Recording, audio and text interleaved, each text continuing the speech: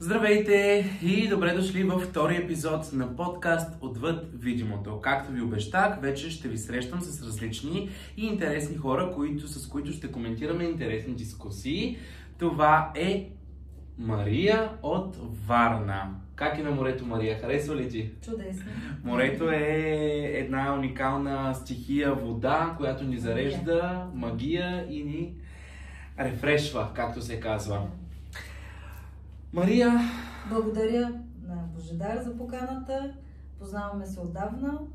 Планираме от известно време снимането на този подкаст и все нещо не се получава, но ето днес ни се сбъдна. Това желание. Ни случи и надяваме се да сме интересни за аудиторията неговата и да научите нещо ново и да ви вдъхновим за нещо ново. И да излезем всички заедно от това черупково съзнание и да продължим със светлите сили напред и нагоре. Точно така, това е моето пожелание към вас, да бъдем положителни, да бъдем здрави, да бъдем усмихнати, да вярваме в доброто и в светлите сили, защото те са около нас и ни помагат. Това е моята идея на подкаста Отвъд видимото. И като казах подкаст Отвъд видимото, какво за теб, Мария, е отвъд видимото? Как тълкуваш тези думи? Какво за теб е отвъд? Отвъд видимото, изобщо всичко свързано с невидимото и невидимата сила е усещане.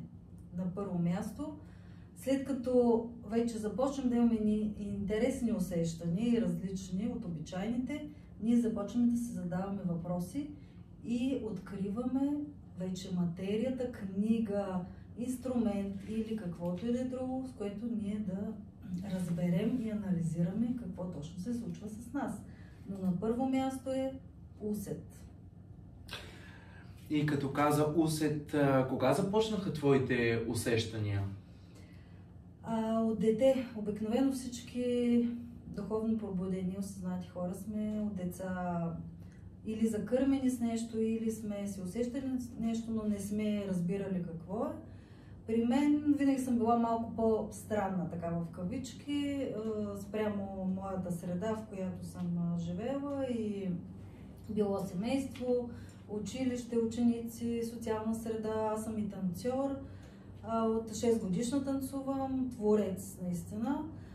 И това в годините напред осъзнавам, че съм имала някаква специална като дарба или виждане, че живота не е само това, което ни заобикаля, чисто видимо и материално, а и нещо повече, че има една свисша сила, която ни води наистина напред и ни кара да се развиваме, но и в друг план духовен, не само в материалния.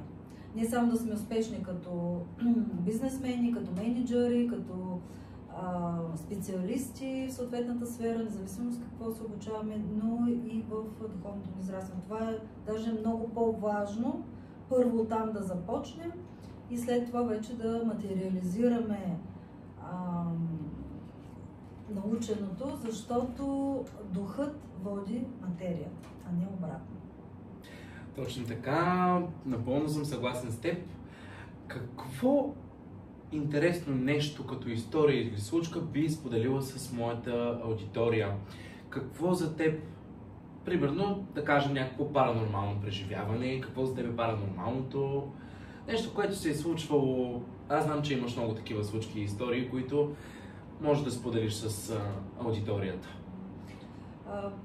Първо като дете аз не продължих, винаги моите баба, дядо и родителите не са ходили по църкви и не са, как да кажа, много вярващи в тая посока, но аз винаги нещо ме караше да ходя, дали да запаля свещичка по празник, Великден или по Коледа или по някакъв друг повод, винаги го правя впоследствие и вкъщи, защото някакси нещо ме караше да разбирам, че не е задължително да ходя в съответната църква, манастир или която и да е такава религиозна общност, а мога да си го правя и вкъщи, защото по същия начин се чувствах и се свързвам много добре с моята свиша сила, отколкото съм в тези обществени места.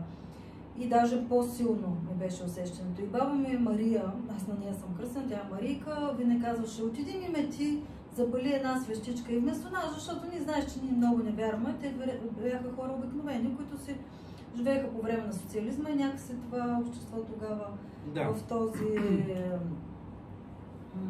Тогава обществото е било... 1944 година те си бяха програмирани и си бяха научени да си вярват в съвсем други неща, но не и в църквата. И аз го правех в името на семейството заради всички. Оттам е тръгнало детството, но имах и наистина паранормални виждания или усещания, като последствия ми се засилиха. Тогава, да кажем, съм усещала места много силно енергийни, когато съм била, но не съм знала, че са такива. Впоследствие вече разбирам защо съм ги усещала и съм се чувствала по по-специален начин, а не примерно по-позитивна или по-изпълнена с енергия. И обратно, ако съм на някакви места, които не са толкова положително заредени, пък аз се чувствам изтощена. Това съм го усещала още от манишка, но не съм знала какво е. Нали. Сега, след вече колко време, вървя долу-горе по 10 години по духовния си път. Осъзнат, вече разбирам защо е било. Можеш ли да дадеш личен пример с подобно място, на което си посетила и си усетила? На мен винаги ми е било интересно, споделила съм го неведнъж с Божидар, сега и с вас, на всеки как тръгва по духовния си път и по духовното си развитие. При един човек е от детенци, при друг е от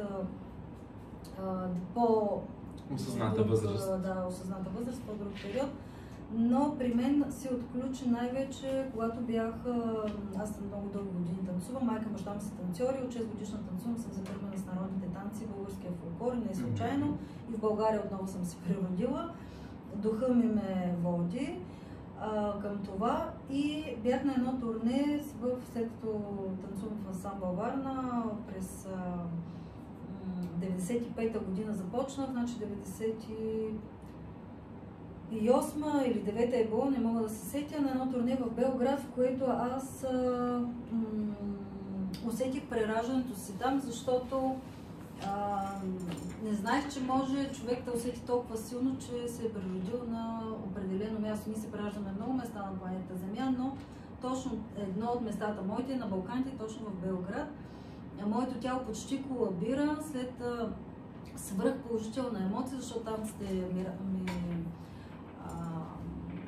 хранят душата и сърцето и се чувствам невероятно вече толкова години го правя това и продължавам да творя. И тогава след това турне, като се завърна в България, ми се отключи дарбата да виждам, да чувам още по-силно, сензитивно да стана и да усещам много места и хора, да имам дарба на различаване също на хора и да виждам някакви странни неща. В началото не знаех какво, в последствие разбрах, че това са едни като светулчици, мигащи, малки ангелчета, а някой път и архангели. Не някой път, всъщност, когато влеза в някаква лечебна енергия, аз виждам и архангели. Но не като образи, някои хора ги виждат като образи, аз виждам като малки светулчици, в различни цветове. Чудесно. И като сме на тема смърт и прераждане, как си представяш живота след смъртта? Какво за теб е живота след смъртта? Вярвам, че ти вярваш в прераждането, но какво за теб е животът след смъртта?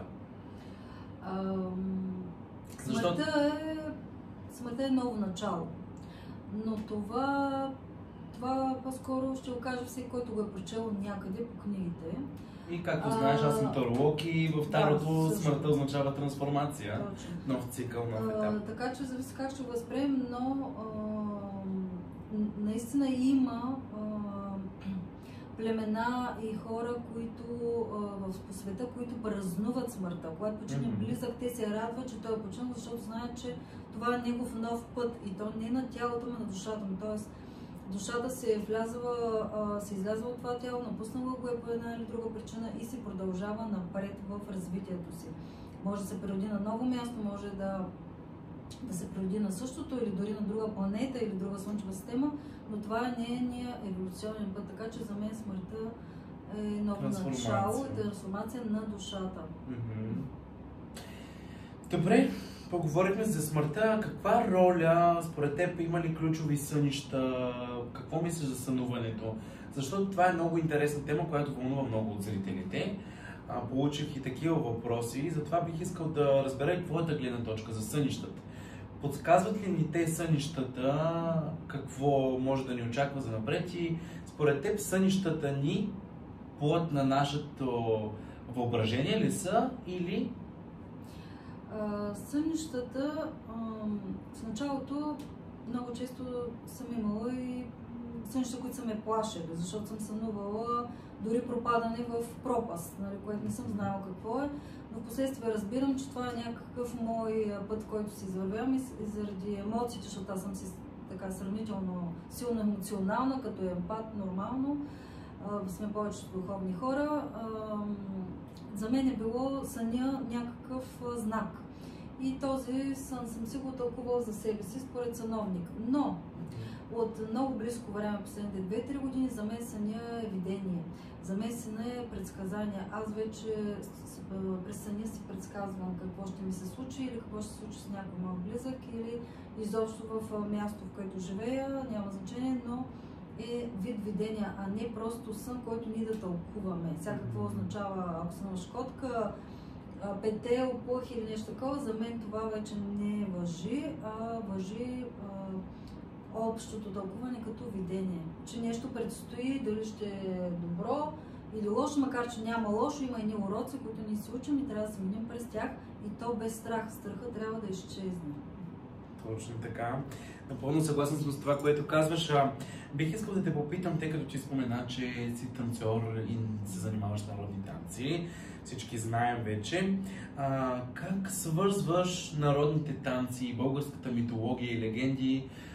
Някои от тях са били сънувани, знаеш, в миналото и предадени на нас, с езотериката, с окултното. Смяташ ли, че всички тези неща, които са ни предадени по един или по друг начин от народните митове и легенди, са актуални и днес?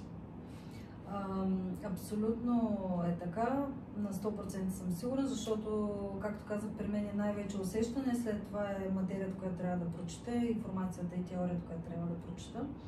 Нещо винаги ме кара и ме води да намеря съответната книга или да срещна с подходящия човек.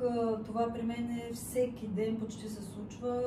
Божия промисъл и знак, в който аз съм отворена вече да ги следя, ако преди не съм го правила. И всеки ден наистина имам едни такива невероятни случки, които да ме карат да си вървя по този път, защото чувствам се като избрана. Избрана за това да предам българския фолклор и традиция на бъдещите поколения. И то точно ме води идеята за автентичното, а не за съвременното. И когато влезем ние в автентичното и в древността на български символи, етнография, традиция, обичаи, всъщност стигаме до връзката с рода си, но наистина назад в рода. Не само личния род, а общо на българския род. И една наша Бог Ария, защото наистина ние сме божествена земя, ни води напред и наистина сме духовен център и аз го вярвам и си го усещам като такова и наистина сме с най-много енергийни центрове в цял свят. Това вече сигурно е доказано. Просто трябва да всички българи да го повярват, истински българи, духом и тялом, с ум и душа и от сърце и да си го доказваме всеки ден и да го докажем и пред света, не само на нас, но и пред света. Просто да сме на 100%, че това е нашето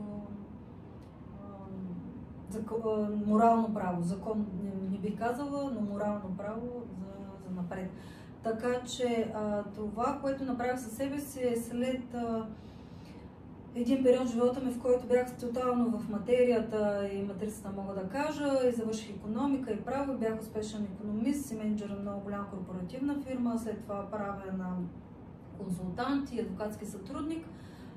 Сега записах преди 2 години третото ми висше, в което се сбъдвам детската мечта да уча професионално от извора тук в Пловдив, в Академията за музикално танцово и изобразително изкуство, българска народна хореография и да се докосна от извора от всички мои невероятни преподаватели и да предам вече и на професионално ниво връзката с нашите традиции и обичаи. Не само до усещане духовното, а и в професионален план. Тоест ти би искала да проектираш духовното чрез... Точно така. Ето сега давам пример. Един мой бъдещ проект. Съм вече втори курс българска народна хореография задочно. И един от танците, който трябва да направя хореография е сюжетен, тематично сюжетен танц, който камерен, има и драма в него, драматичен е. Моята идея е да пресъздам 5 елемента, т.е.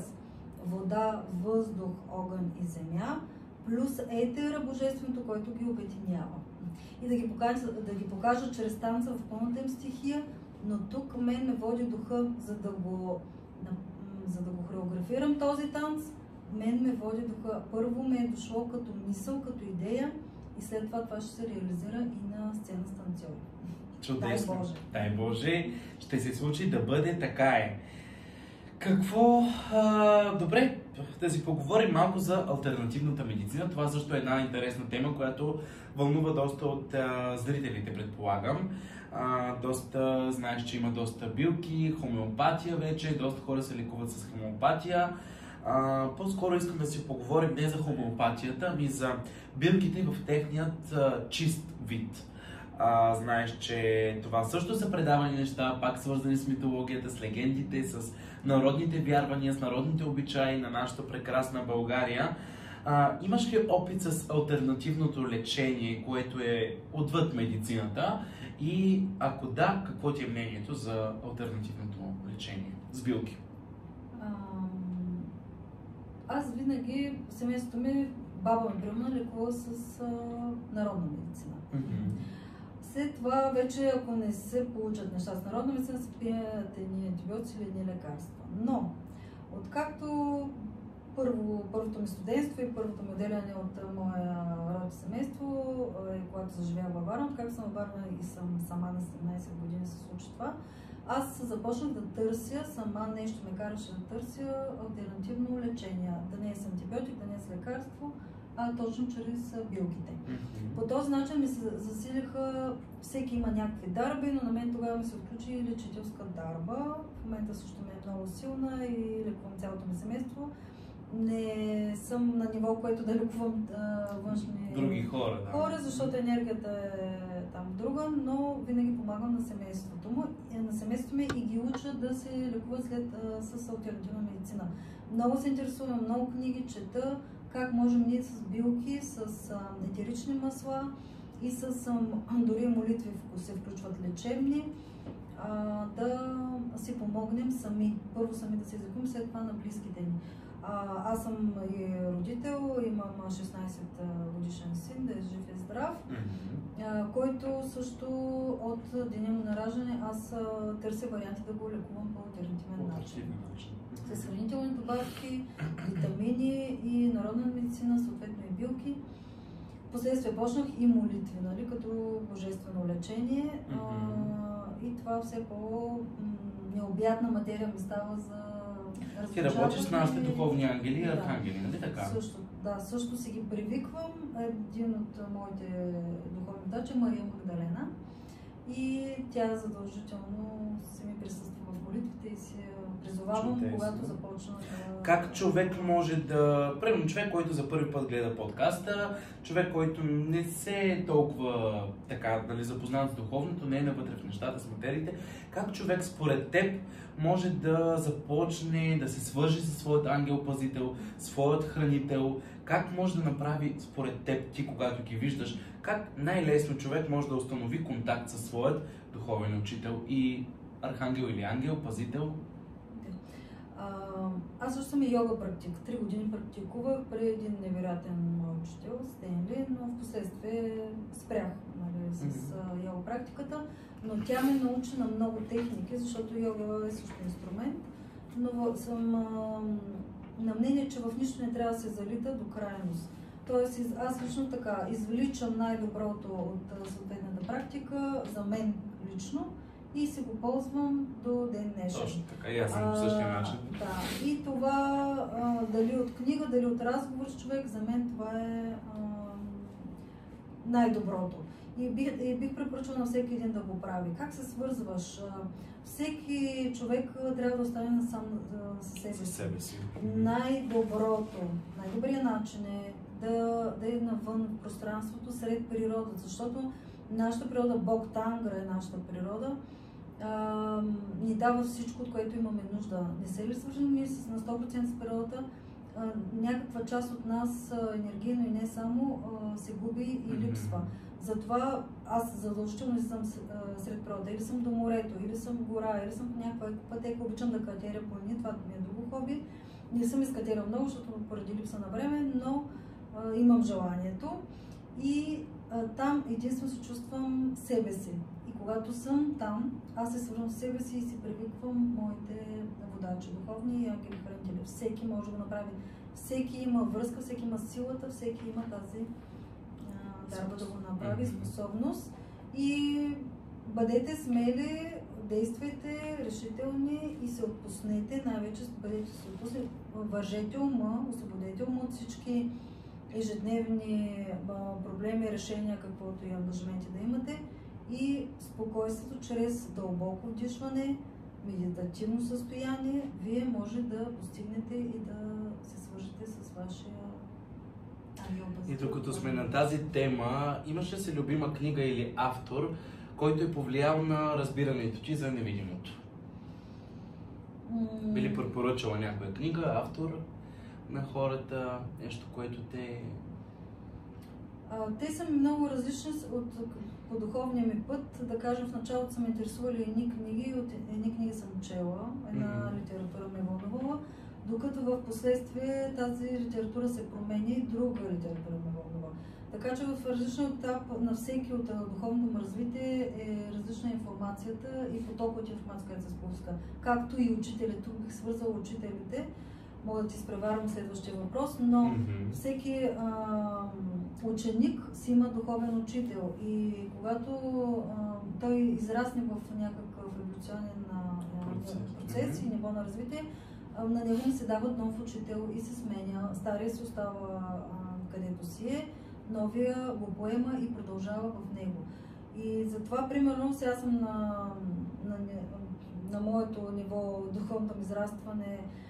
Преди не съм го разбирала, даже не съм и знаела кой е, и ми беше много странен и труден за и усещане, и дори никой не съм понечвала към книгите му, но в момента е Елиазар Хараш и дори лично имах възможността да се запозная с него, което благодаря на Вселената. И чета негови книги и формули, си казвам, които невероятно много ми помагат в ежедневието. Една от неговите книги, мисля, афоризми, ме води, той лично ми я подари. Но не мога да кажа само една, те са доста книги, другата е на Бин Садуно. Нали? Това си е нашия учител, който си е наш духовен водач на българите и според мен всеки българин е задължително да се има в библиотеката, защото тези книги на Бин Садуно го водят много напред в нас. В какво трябва да вярва в човек, според теб? В себе си. В себе си, да. Първо трябва да повярвам в себе си, в собствената си сила, в интуицията, да се свържем с висшия си аз и след това всичко ще ни се случва с лекота, изобилие и живота ще ни върви по най-прекрасния начин, който може да се представи. Много от хората се интересуват постоянно относно някакви практики, ритуали, нещо, което да направят, за да подобрят начина си на живот. Знаеш, че живеем в забързано общество и просто хората изпитват нуждата да направят нещо, за да постигнат нещо друго. Аз винаги съм казал, че преди всичко е важно да вярваме в себе си и след това вече да вярваме и на останалите практики и неща, които ще ни помогнат да подобрим, да бъдем по-добра версия на себе си. Би ли споделила твоя практика, ритуал, нещо, което правиш и ти помага? Да, много са. Даже някой път прекалено много ми информация, в която аз трябва да свърша всичко или да кажа всичко, но имам няколко основни неща. Сутрин, като стана, задължително си пускам сутрешна медитация. Молитва. Благодаря, че съм се събудила в този ден, защото ние живеем тук и сега. Ние не живеем в миналото, не живеем и в бъдещето. Живеем тук и сега. Е много важно наистина да присъстваме. Това ме е като молитва да благодаря на Всевишния, че съм се събудила, че е прекрасен деня, че всичко, което ми се случва е за мое най-висше благо и добро, че срещна с хората, които наистина ще ми помогнат в този ден и обратното, аз ще съм полезна за тях, но най-вече да съм полезна на Бог и на този, който ме води. Така че това... Много често ние забравяме да благодарим и това е една основна грешка. Благодарността е велико чувство, което ни дарява с освобождаване. Да, даже препоръчвам да се води дневник на благодарността. Аз лично сега съм си казала през 2025, че започвам да се водя такъв. До сега не съм пишала, само винаги мислено съм се благодарила, но е хубаво да го изписваме, защото словото и написано е много силно. Точно. Второто нещо, което правя, когато тръгна каквато и дейност да върша за работа или имам някакъв ангажимент през деня, също благославям. Благославям място, където ще отида, благославям хората, в които ще срещна, за да ми се случи всичко в лекота. Примерно съм в някаква държавна институция, знае, че там енергиите са много тежки и не се усеща, особено духовният човек и емпатия, чувствителен човек, не се усеща много добре. Затова винаги благославям място, благославям хората, за да ми потече енергията в лекота. И след това вече, когато се стигне пък до храната, винаги благославям и храната, с която се храня. Може да е една ябълка, може да е дори няколко пъти джънкфуд, макар че рядко се позволявам, гледам да се храня здравословно. Или водата, с която пия, гледам да е винаги благословена и да е заредена с моята хубава енергия. Най-хубаво вие си зареждате, не да чакате на някой отвън да ви направи.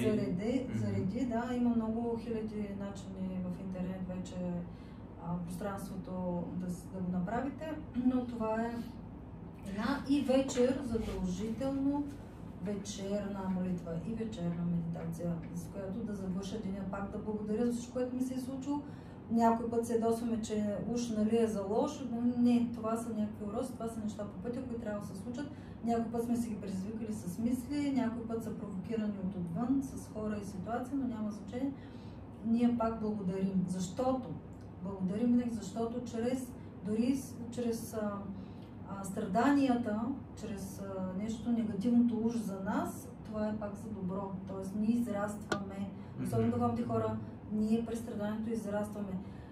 Не че да се молите, но благодарете, че примерно някой ви е обидил или някой ви е наранил, защото вие по този начин сте го изстрадали и сте тръгнали напред и нагоре. И в последствие това ще го разберете. Ако в момента сте се ядосали, не го правете. Другия ми съвет: не съдете, не осъждайте никой за нищо и не съдете хората. Това само привлича чужда карма и вие приемате тяхната карма и се натоварвате, а не обратно. Докато сме на тема карма, какво мислиш за кармата? Това е един доста наболял въпрос в момента в обществото. Това е интересен въпрос. Какво мислиш за кармата? Вярваш ли в нея? Вярваш ли в кармичните уроци, които получаваш чрез хората със срещите? Да, благодаря за въпроса, Божар. Преди около 4-5 години имах прекрасната възможност първо сама онлайн, след това чрез приятели да се запозная с Георги Изворски и Силвина Бел Илали. Те са едни от моите духовни водачи до ден днешен. Невероятно ги следвам, техни молитви, форми, много неща съм научила от тях. Аз се ги усещам много добре за мен. И Силвина Бел Илали има съответната, как да кажа, възможност да разчленява думите, така да го нарека карма, нали, е харма, т.е. хар е нещо положително да ти влезе в живота, хар, нали, означава, и мато е като нещо майчино, божествено. Тоест за мен кармата е нещо хубаво. И имаме се по рода неща, които трябва да си изчистим и да си следваме. Ние сме, винаги има по един или двама избрани от рода, които трябва да го направят. Ние трябва да са избрани да го направят. Има и хора, които неосъзнато изчистват родова карма. Тя има. Дай Боже, тази година, 2025, е някакъв край на завършен цикъл, девятката, ние си говорим с теб за астрология. Тази кармичност на всеки един планета Земя да се изчисти. Дай Боже, с да тежките си кармични уроци, защото наистина не сме знаели прадедите ни какви неща са творили във времето назад и ние сега ги изплащаме тези техни грешки и уроци, но пак трябва да сме благодарни и за това. Така че изчистим ли тази карма, ние може да си променим и съдбата. Втората думичка е също много интересна. Съдба, също Силвина много интересно я трансформира. Съд, нали, това е да сме осъдени от нещо, а бато е пак божествено, това, което ни води напред. Така че също сами, когато правим добро, когато помагаме на хората, когато сме добронамерени, когато благославяме, когато се храним здравословно, когато се зареждам с чиста енергия, ние променяме кармата и съдбата си. Точно. И може, ако сме имали в рода преповтаряне на грешки от прадеди, прадедовци или уроци, примерно разводи, раздели или някакви лоши взаимоотношения или обратно убийство или каквото и да е там, ние да не го предаваме на следващото поколение след нас. Тоест, ние сме като това поколение сме като трансформатори и благодаря на Господ, че точно в тези времена живеем на трансформация и се случват, учим се всеки ден и се случват тези неща. Добре, интересно ми е мнението ти за кристалите и кристалотерапията. Вярваш ли, че кристалите могат да влияят енергийно върху полето на човека? Всички знаем, че имаме 7 чакри от йогата, но и по принцип 7 полета. Какво мислиш за кристалите и кристалотерапията като наука? Да, кристалите, не само и те, са инструмент, с който да си помагаме. Както с молитвите си помагаме, така си помагаме и с... Те са материален инструмент, нещо, защото хората обичаме нещо да материализираме. Но в древността още са използвани кристалите, не е естествено обработени, в естествен вид.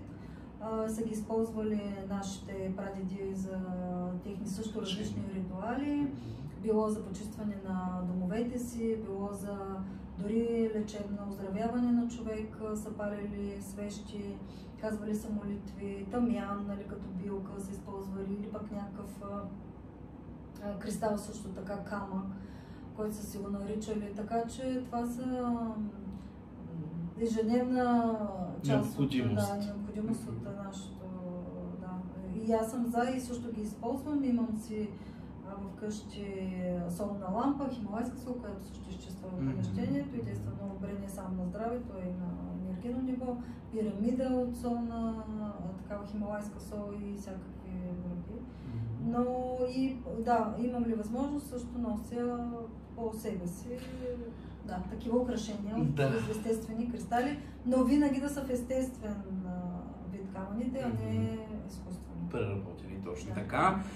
Тук искам да ви напомня, че аз лично изработвам с ритуал наричане моите гривнички от естествен камък. Ето тук може да видите част от тях, които са обвързани с нумерологията и с зодията на човек. Аз използвам ритуалът наричане, който е предаден пак от нашите деди. Така че може да ги закупите през моят вебсайт božidartaroshop.com. Добре, Мария, доста интересен разговор се получи наистина.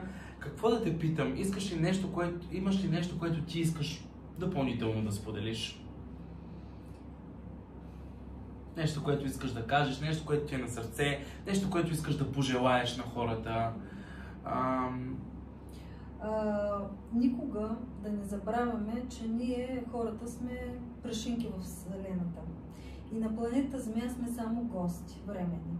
И от планета Земя, тя е жив организъм, много добре знаете, и нашата Слънчева система. И космоса не е в синхрон с нас, т.е. ние правим нещо негативно за нея, да не се самозабравяме, да бъдем смирени, да бъдем добронамерени, да намалим егото си, ако може, нали, до минимум.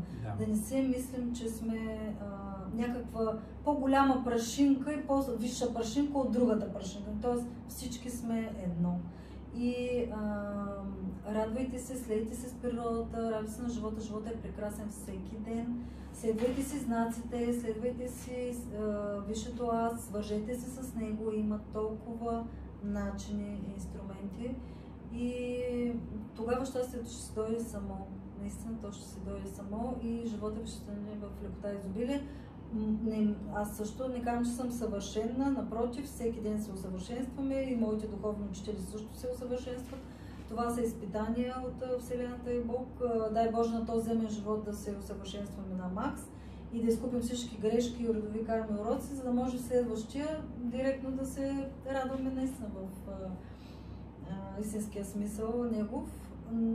И това е посланието ми. Да бъдем в мир, любов, хармония в себе си, Вселената и космоса. Много ти благодаря, Мария, за този прекрасен и невероятен разговор. Сега бих искал да ти подаря моята книга "Вълшебни рецепти за щастлив живот" и една прекрасна гривничка от естествен камък, която е специално наречена за теб. Скъпи приятели, бих искал да подаря една гривна и на вас. Благодаря ви, че бяхте част от този епизод. Надявам се да сте получили полезни съвети и практики. Надявам се, чрез нашият разговор да сме ви вдъхновили, да сме ви дали лъч надежда и светлина. Затова бих искал да подаря една гривна и за един от зрителите на канала, който се е абонирал, който е последвал каналът, който е коментирал с нещо красиво. Ще се изберем един от вас, на който ще подарим една прекрасна гривна, която ще ви зареди и ще ви донесе много хармония и много радост. Аз съм Божидар и до следващия път. Обичайте се, бъдете щастливи и вярвайте в себе си. До скоро!